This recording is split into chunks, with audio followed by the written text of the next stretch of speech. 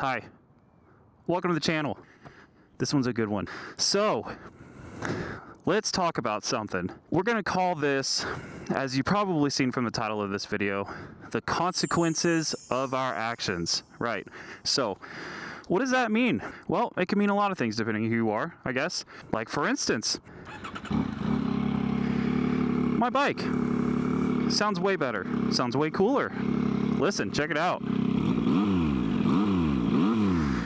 Way deeper, bit more aggressive. It's nice. It doesn't sound like an electric leaf blower anymore. However, you know, there's this small little issue called drilling out the cat.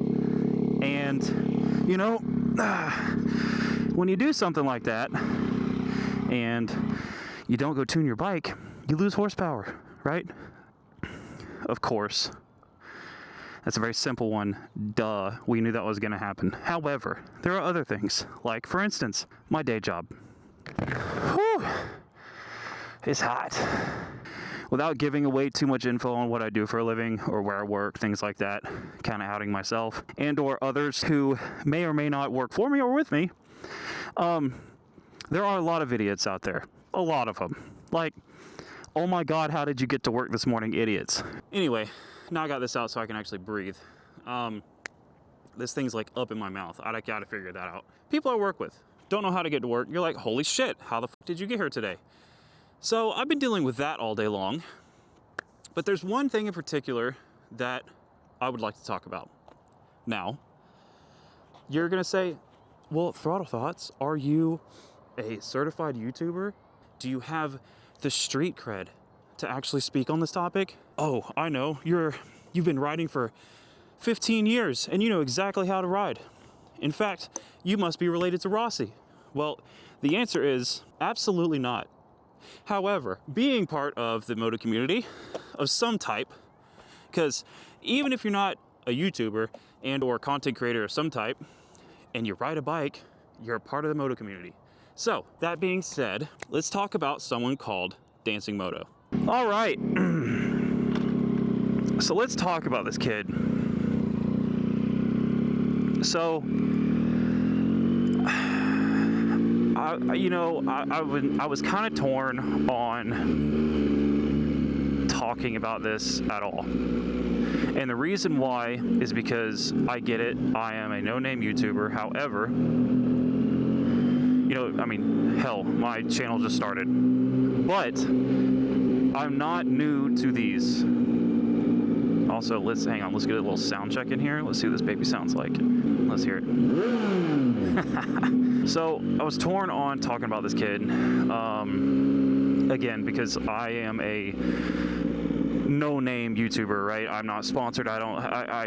This is gonna be my third video. And I thought about it and thought about it and thought about it. And while I was editing the Gatlinburg video, I decided, you know what, I kind of do want to talk about it because that's the whole point of my channel, right? It's Throttle Thoughts. It's things that I want to think about or have commentary on, and, you know, even if it's general life stuff. My issue with this kid, if you haven't heard of him, he is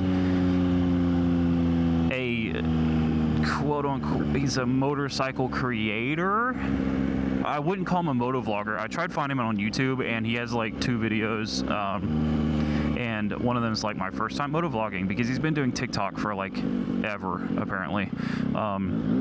And I actually thought he was local to me, given the things that happened, which I'll talk about in a second. But he, I think, lives in North Carolina. But regardless, and that's kind of why this is a bit odd. But so this kid is a TikToker, and essentially his content is just a collection of him at like parking garages and gas stations and things like that, wearing Hello Kitty pajamas as pants.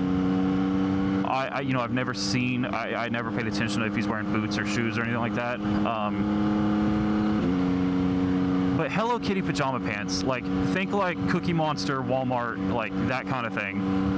Usually some tight-ass dry fit shirt, a pista, so like a $1,800 helmet, and sometimes gloves. And he dances in front of his bike to like TikTok songs. So like those girly pop, like kawaii, like ooh, like shit like that, right? And you know, I hate to judge. Like I'm not trying to, like, to each his own. You know, I don't know what he likes, what he doesn't like. I don't know if he's just like baiting or what, but I'm not personally a fan of that kind of stuff. I really can't think of anybody that is, besides like maybe like book talk girls, or maybe, I mean, to be honest, underage girls like on TikTok that think, oh, you know, dude in a pista and go crazy for it, or dude in a motorcycle helmet, because they don't know what the hell a pista is. But point is, right, you know, we're gonna go this way because I have no idea what is that direction. The reason this kid got brought up and got so much traction, besides his TikTok, is because a video came out, and the funny, ooh, look at that. What's that, a C5? I don't know. Anyway, a video came out, and I actually saw it before it started blowing up on YouTube and everywhere else. But a video popped out on Reddit, r/motorcycle, and when I'm really bored, I hop on there and I look around. I don't have any social media besides YouTube, and I don't really count that as social media. I guess it is, but like, I deleted my Instagram, TikTok, Facebook, Snapchat, all that crap. I deleted it a while ago. There's another one? What the F, David Blaine? That's so crazy to see. I wish I could hear it. I kind of can, actually. That's cool. Dang, look at the exhaust coming out that. All right, sorry, squirrel. The only reason I heard about it was because of Reddit. And on Reddit, I saw the video posted, and I just thought it was like another dumbass crashing on a bike, right? So the more I look at it, and at the time, I don't even remember reading the comments. I don't think anybody knew who it was or what the situation was. But essentially, this kid, who's like, I guess 18, 19, maybe 20 something, decided it was a good idea to run from the cops and post a video about it. Plenty of people done it before, whatever. Do what you will. I don't condone it. I think it's stupid. 99% of the time anyway, cops are pretty chill about it if you just pull over, as long as your shit is, you know, like you're legal and everything. But he runs from the cops, and it turns out he's running from GSP, as in Georgia State Patrol. So if anybody that is in like the motorcycle world, the car world, or anything like that knows, rule number one above all else is that if you're going to run from cops, you don't run from GSP. I'm from Georgia. If you hadn't figured that out yet, I'm sure some of those at the keen eye, or who are local to here, who've seen me, know I'm from Georgia, obviously. But don't run from them. I saw somewhere at one point, now this could have been made up, this could have been something that was dramatized or something, but I saw a statistic that said that Georgia State Patrol is more likely, get this, you are more likely to die while running from them than you are to get arrested. What does this mean? That means that their kill ratio, their KD, their live active KD is a positive number, people. Okay? That means if you run from them, you got a real tiny chance to go to jail. Instead, you're probably going to end up in a coffin. So, knowing that, right, now we talked about that, this kid is running from the GSP on an R7 in pajamas, and it gets better, in the rain. In the freaking rain, okay? So, like, again, anybody that has ever ridden a motorcycle knows that the ground turns into a potential minefield of, like, ice spots, essentially. You hit that in the rain, you might slip out. You might not. It's kind of a Russian roulette. It's kind of fun. Really makes the butthole pucker. But this kid decided to run. Not only running from the rain in pajamas from GSP, he was also on a freaking R7. Okay, and again, if you're not familiar with bikes, R7s, they're cool. They look fast. It looks like a super sport. This bike would absolutely eat an R7's lunch. Okay, the R7 is the platform below this one that is on the XSR900 and the MT-07 and the R7, right? It's a little parallel, I'm pretty sure it's a parallel twin. And the thing makes like 60 horsepower, okay? Like, you ain't, like, yeah, it'll do like, 130 after you have it screaming down an interstate for 10 minutes while it gets up to speed. Like, there's a reason those things are advertised as beginner bikes. It's because they have a lot of forgiveness. They don't have a lot of twist your wrist and, put it at 12 o'clock-ness to them. And, ooh, water. And this kid decides it was a good idea to run. So, again, have I done dumb stuff on my bike before? Yeah. Anyone with a motorcycle has, and if they haven't, they're lying. I mean, everybody that's had a bike has done something like, and just pinning it, right? Wherever the hell they want to or want to go. So, I get it. But, again, what's the topic of the video? The topic of the video is the consequences of our actions. That means if you're gonna play stupid games, you better be prepped for the damn stupid prizes.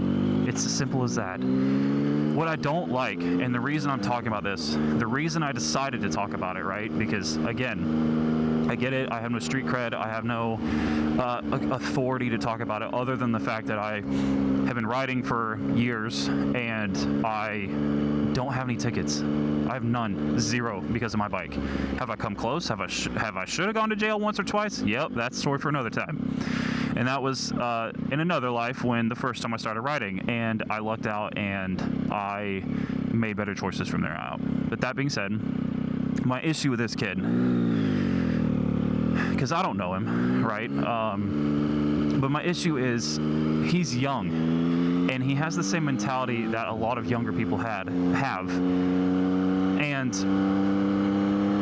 not to be like, back in my day when I'm not trying to be like an ancient ass geezer here, but my issue with it is the fact that he is young and he's posting stuff on social media and he's bragging about it, and he's creating a GoFundMe and apparently allegedly lying that he was in ICU, and then someone pulled actual police records and said he was only in jail for a day. But if you're in ICU, police don't actually put you in jail yet. So like, it's this whole thing.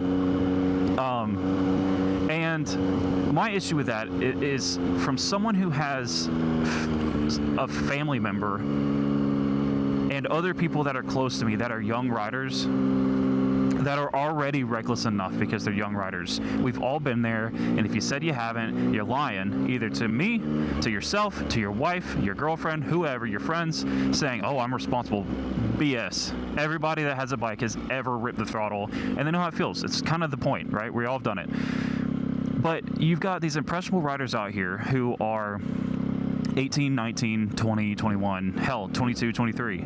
Young first-time riders that want to get into it, and they see stuff like that and think it's like epic and like, oh, you know what? Hell, I'm gonna do it. So if I get wrecked or I wreck, I'll just, I'll be a moto vlogger and I'll make a GoFundMe and they'll pay for my issues. Like, you can't go through life like that, which I'm pretty sure everybody with a brain knows that. But at the same time, it bothers me because I have people that I love who want to ride and they want to enjoy it, and like, they're already reckless enough. No offense, homeboy, I know you're watching, but like, there's a point where they're reckless enough, and we don't need any more people like that essentially boasting about it online because their ego is the size of Texas, right?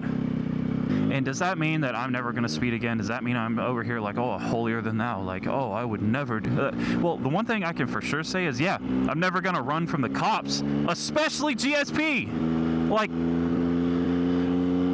so the kid gets cooked. I also forgot to mention he got run over. But I've just had a lot of run-in lately with people that do dumb ass stuff, and then they don't actually... I'm gonna throw a chair at somebody because I got mad. They'll be like, what? Well, I didn't do nothing. Like, shut up.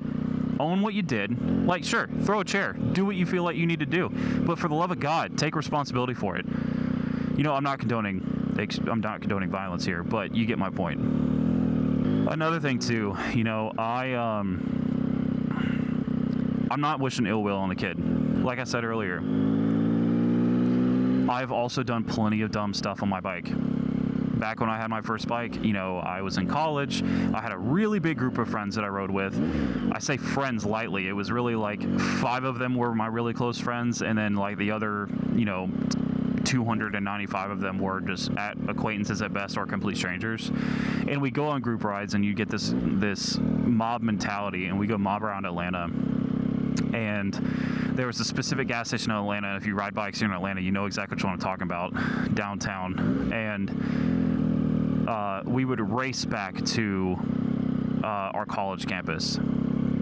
And those are cruisers would like go first. Those are sport bikes would go, you know, in the middle. Like you got like a 600. Those are 1000s go last. The whole point was like space everybody out, and it was like a literal race. So you're talking about kids from 18 to like 25-ish. Absolutely screaming up the interstate where GSP is, okay, racing back to another gas station. Because why? Because ego, because you're stupid, and because it's kind of fun, right? You want to be able to brag about it. You want to be able to tell the girls, oh yeah, I raced, I did this. Like, no one cares. No one cares. That's probably one of the most freeing things about being like someone who has gotten over that phase, is the fact you realize that truly, deeply, in the bottom of everyone's heart, no one gives a single fuck about what you do on your bike, how you ride it, how many wheelies you popped. No one cares, especially women. Girls don't care at all. And like, you know, I've known people that have gotten hurt doing wheelies in a parking lot to try to impress a girl, and then they total their bike in front of the girl. Like, dude. So, yeah, that's all. I mean, look, I wish the kid a speedy recovery.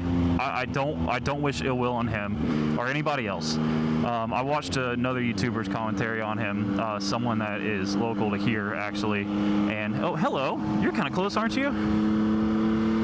And I respect that guy a lot. I've actually met him a few times back in the day, but you know, he made a really good point, and I agree with it, because I've had several instances with people I know too. It's a learning moment. Have I been screwed up before in the past where I got my ass absolutely handed to me on a silver platter with, like, you know, perpendicular silverware and nice little wine glass and saying eat up? Yeah, absolutely, multiple times. And you learn your lessons, right? My issue with it is showing off for these kids, or these younger, the younger people who are just getting into it and thinking that kind of stuff's okay when it's not. Someone's going to get killed, someone's going to get hurt, and people need to understand their consequences. And if they live through their damn consequences, they need to own it and eat that shit off of a silver platter, the same way all the rest of us have. So, other than that, I hope that you guys are having a great week. It is Wednesday, my dudes. And I apologize for taking so dang long with that Gatlinburg video. You know, lessons have been learned.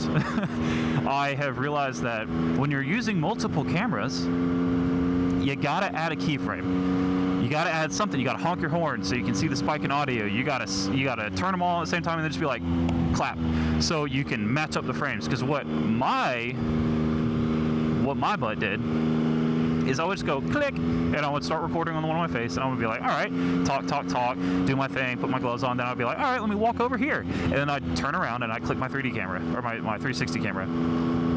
Let me tell you how much of a pain in the butt it is to match up 3D video, I keep saying 3D, 360 video with standard video when you're not looking at the same thing, especially in the video where my the mount broke. That was like right here, and I had to mount it right there.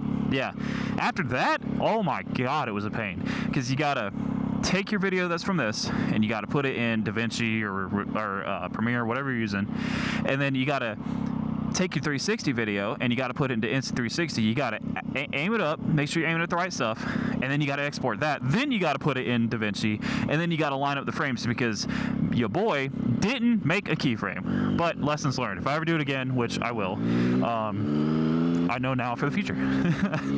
So I appreciate y'all's patience, and I am glad that a lot of you are still watching.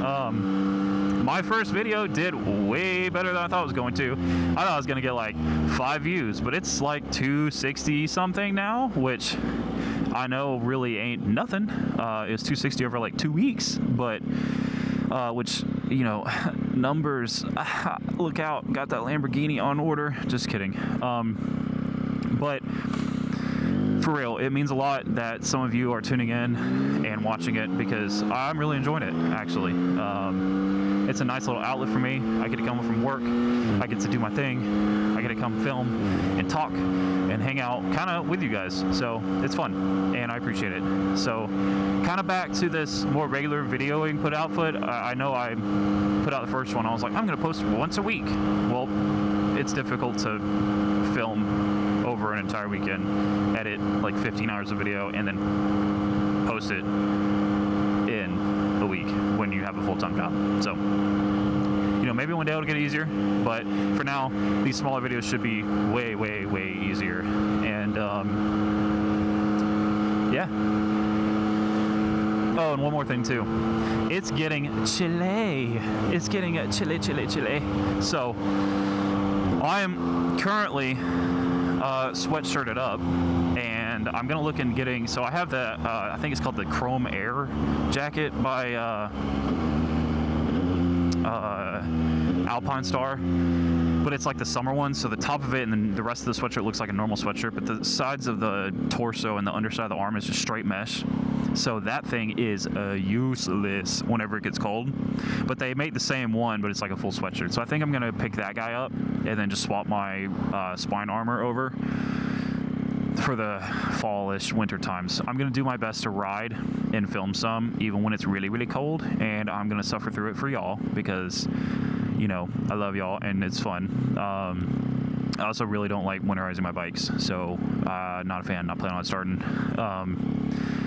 But I'm gonna try to do other things too, like I'm gonna get an exhaust. That's on the list. I'm gonna do chain cleanings and maintenance and an oil change and a bunch of other random small stuff that you may or may not care about at all, but hey, it's cool. But other than that, again, I appreciate everybody tuning in. I appreciate you guys listening to me ramble. Again, I know I have no street cred, but it's kind of cool being able to hop on here and just vent about whatever. So I appreciate y'all. I hope you guys have an amazing week, and we'll catch you in the next one. And like and subscribe and all that stuff. Bye.